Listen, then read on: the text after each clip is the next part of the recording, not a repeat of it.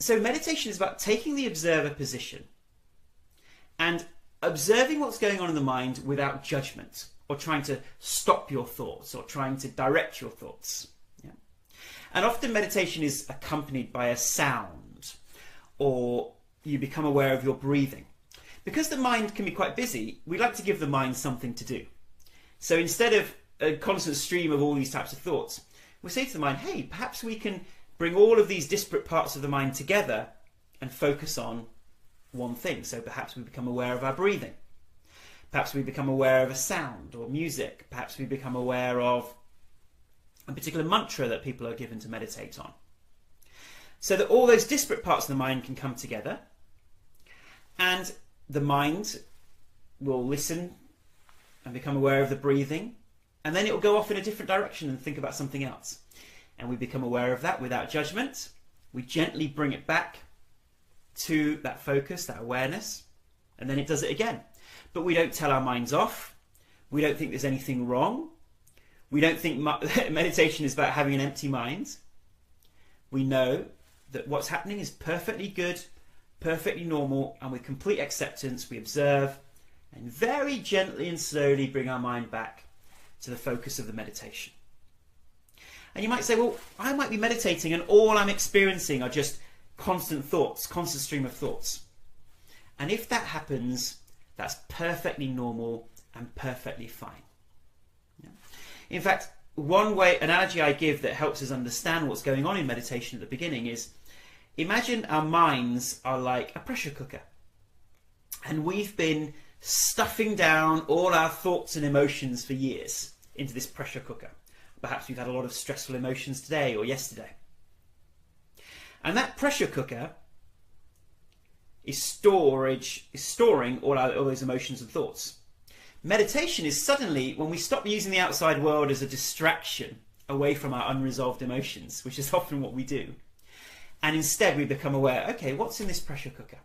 And the moment that we look at that pressure cooker, it's like opening the valve at the top of the pressure cooker and some steam comes out. And suddenly we become more aware of all of these thoughts, all of these emotions, some negative, some positive. And it comes out like a constant stream of thoughts, a constant stream of energy being released. So for some people at the beginning of their meditation practice, they may notice an increase in thoughts, an increase in some emotions like anxiety. But we have to go through that to allow the release of all that unconscious pressure. And that's what we're doing sometimes at the beginning of meditation. And that's why for some people it can be quite tricky at the beginning, or they feel that agitation. But it's so worth it, because each time you meditate, you're releasing more and more and more pressure from that pressure cooker, until eventually the pressure cooker can begin to slow down, calm down. There's no pressure stuck inside. And you begin to get those glimpses of what we think meditation is, which is those silent spaces between the thoughts. Yeah? So we have a thought, we bring our minds back, and just for a millisecond or half a second or a few seconds, we notice a space of nothingness, and then another thought comes in, and that's okay. But it's those little spaces between the thoughts and emotions which is deeply restorative for our mind and body. It's deeply healing. It's a deep, calm feeling that triggers the opposite of our stress system. And the opposite of our stress system is called the parasympathetic nervous system. So we know from research studies that people who regularly meditate, it's easier for them to kick in that parasympathetic nervous system, which is sometimes called the rest, heal and digest system.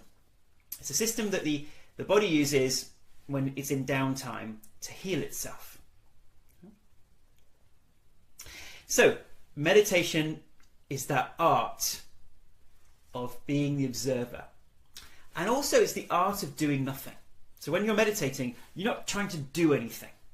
Sure, you're observing, bringing your mind back to your breathing, but apart from that, there's nothing you have to do. You don't have to focus or concentrate really hard. You don't need to worry about anything. You don't need to think about your wants and cares and desires. You know, sometimes we're meditating but thinking, come on, I haven't got time for this, I've got other things that I should be doing. But this is your relaxation time. This is your downtime. And I appreciate it. And I felt like this when I first meditated. I thought, isn't this a bit of a waste of time? I could be doing better things. And that's because as a society, we've not learnt the ability to just be. We are a human being, not a human doing.